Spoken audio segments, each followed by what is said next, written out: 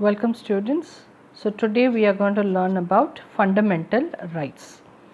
The fundamental rights, what do you mean by fundamental? Fundamental means basic.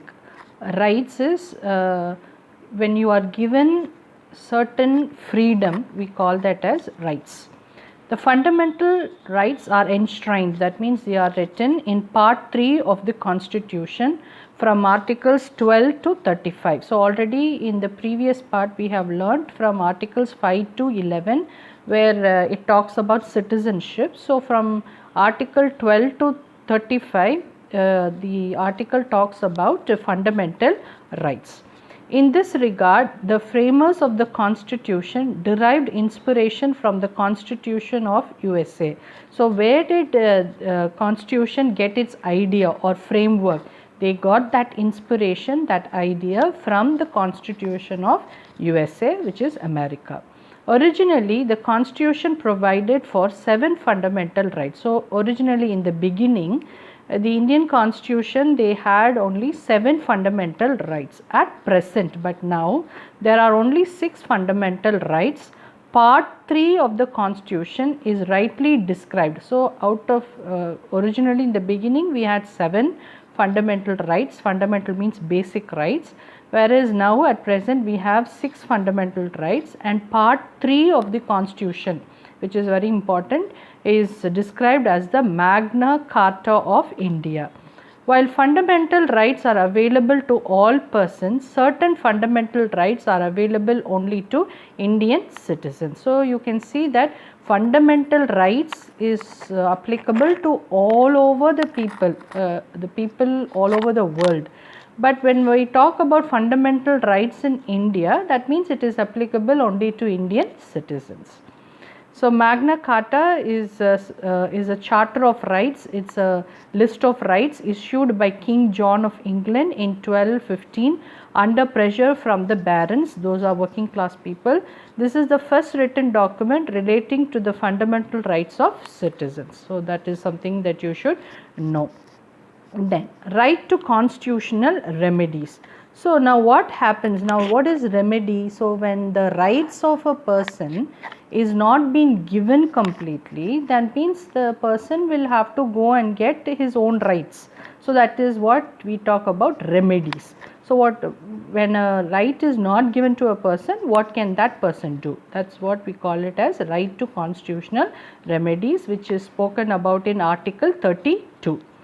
A writ. A writ is an order or command issued by a court in writing under its seal. So, what happens is, what is a writ? A writ is a order or a command which is being given by the court in a written format, and it is, when it is written, it is sealed by the court. It is in the nature of a command or prohibition. So, what I mean by prohibition is not allowing, okay, preventing. So, it is in the nature of a command or preventing from performing certain acts that are specified in the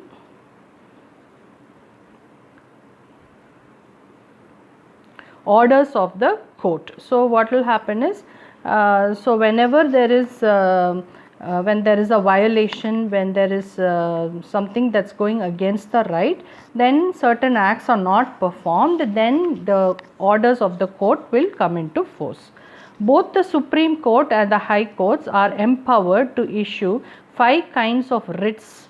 So, now what happens, as I already told you, so when a person is not given his fundamental right, he can apply to the court. So, there are 2 types of courts we all know. Supreme Court, which is for the country India as such. High Court is for the state. Are empowered to issue, that means they have the power to issue 5 kinds of writs. We have already seen what is a writ. It is a written command or order which is given by the court. So, there are 5 kinds of writs, which is called as habeas corpus, mandamus, prohibition. Prohibition means prevention, quo warranto and criterio. That is why the Supreme Court is called the guardian of the Constitution. So, Supreme Court will guard means will protect the Constitution.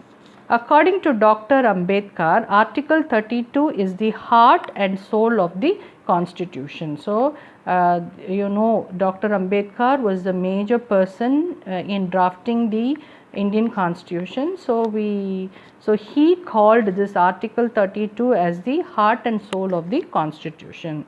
So now we are going to learn what are the 5 types of writs. Habeas corpus safeguards people from illegal arrest. So if a person thinks that he is going to be arrested by the police because of for some reason, and he knows for himself that he has not committed any illegal activity, then he can apply to the court asking the court to safeguard him from illegal arrest. So if a person doesn't want the police to arrest a person, then he can go to the court, which is called as habeas corpus.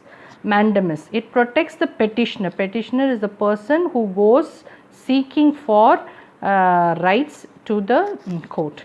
It protects the petitioner who requires legal help to get his work done by respective public authority. So, if a common man wants a public authority, a public department to do some work and he needs that help, then he can go to mandamus. He can apply a mandamus writ asking that public authority to help him in his work.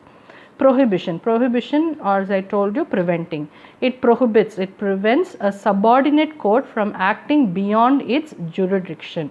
So subordinate means now we have a major court and the smaller courts are called as subordinate courts. So if a person doesn't want the small courts to act beyond its level, then they should apply for prohibition. Cretory, it quashes an order issued by the subordinate court by overstepping its jurisdiction. So now quashes means it suppresses, it tries to push down an order which is issued by the subordinate court and it tries to overstep its jurisdiction. So it is trying to take one step ahead. Quo warranto, it prevents usurpation of public office through illegal manner. So when a public office is being taken up by some person in an illegal manner, and if you want to stop that, you can use quo warranto. So these are the 5 writs. Suspension of fundamental rights. So you have got a fundamental right, but there is fundamental rights can be stopped. On what basis that can be done? That's what we are going to learn as suspension.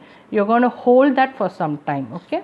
When the president makes a proclamation of emergency under Article 352, the freedoms guaranteed under Article 19 are automatically suspended. So the president of the country has the right to call for an emergency. Say for example, in case of war, in case of economical crisis, the president can call for an emergency under which article? Under Article 352. So once he calls for that emergency, what will happen is Article 19, which talks about forming association, forming groups, liberally talking in groups, is automatically will get stopped. So that article will not be into force. The president can suspend. I already told you, it is like stopping something for a moment, for some time. Okay. The president can suspend other fundamental rights through specific orders. So when the president calls for an emergency, automatically Article 19 will get suspended, will be stopped. But if he wants to stop the other articles, then he has to do it through specific orders. These orders must be approved by the parliament. So the president cannot do these prevention. He has to go and get the consent from the parliament. But he cannot suspend the freedoms given under Article 20 and 21. So you have to remember here, Article 19, once he says emergency, Article 19 he can suspend automatically. Other articles, fundamental articles, he has to get the consent from the parliament. But 2 articles, that is Article 20 and 21, he can never suspend at all. He can never stop. What are that? protection in respect of conviction for offences and protection of life and personal liberty respectively in any circumstances. So that means these laws, these articles 20 and 21, they talk about if somebody is offended, somebody is harmed, for them they should give protection, and they can, protection of life is given there, and personal liberty, freedom. Personal means individual freedom is also applicable for articles 20 and 21. So that is also we need to remember. So now we are a little bit, we go back to the different fundamental rights. So there is a continuation there. So what is the first right we have to learn here? Right to equality. So equal we all know, right? So here first right is right to equality. Article 14, equality before law. So every person is equal before law. Article 15, prohibition of discrimination. Prohibition means preventing of. Discrimination means differences on religion, race, caste, sex or place of birth. So nobody should be divided based on their religion, based on their race, based on their caste, based on their sex or where they are born. Article 16, equality of opportunity in matters of public employment. So each individual should be given equal opportunity for public employment. Then abolition of untouchability. Abolition means total prevention of untouchability. Abolition of titles except military and academic. So except military and academic titles, title is like heading, some power given, others are avoided. Okay, abolition. The second one is right to freedom. So Article 19, freedom of speech and expression. So every individual has the freedom to speak, to express what is there in his mind. Assembly, he can talk in the association, movement, residence and profession. So wherever he feels to talk, he has the right to speak. Article 20, protection in respect of conviction for offences. So whenever somebody is offended, harmed, he can seek for protection, he can ask for protection. Article 21, protection of life and personal liberty. That those two articles only we right now studied. So anybody who is harmed for life, he can seek that fundamental right, and personal liberty is individual freedom. Article 21A, right to elementary education. That's what we all of us know, that education, elementary education, that means basic education is a right for everybody. Article 22, protection against arrest and detention in certain cases. So Article 22 is a person can be protected against when somebody is trying to arrest him, and also you cannot keep a person without any kind of reason for long in a jail or in that case. The next one is right against exploitation. So Article 23, prohibition of traffic in human beings and forced labor. So forced labor is when say for example when kids are made to work for long hours, or even adults are made to work for long hours, that's called as forced labor. Labor means work. Then Article 24, prohibition of employment of children in factories, etc. So 24 is none of the factories should make use of children for working. Okay, so that is very important. And then we have right to religion. Article 25, freedom of conscience and free profession, practice and propagation of religion. So anybody can follow any religion. That's what Article 25 says. You can practice and propagate, means you can say about your religion to anybody. There is nothing to hinder. Article 26, freedom to manage religious affairs. So you can manage your own religious doings. Okay.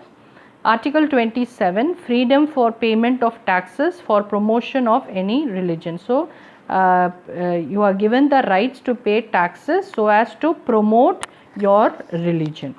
Article 28, freedom from attending religious instructions or worship in certain educational institutions. So next freedom is you can attend any religious functions or you can worship in any educational institutions. Next one we have cultural and educational rights. Protection of language, script and culture of minority. So article 29, it talks about it gives the right to protect your language, your script, that is written format, and you can also protect the culture of minorities. Minorities we have already discussed. Minority means small groups. Okay. Article 30, right of minorities to establish and administer educational institutions. So article 30 gives these minority groups to establish, they can open up and they can administer educational institutions. That means they can run and manage schools or colleges. Right to constitutional remedies. So here we already learnt this right now. It allows individuals to seek redressal for the violation of their fundamental rights. This is what we earlier discussed. So anybody who is not given their fundamental right, they can go to the court and they can ask for their own rights. That is called right to constitutional remedies. So you can go through this and we'll catch up for the next class.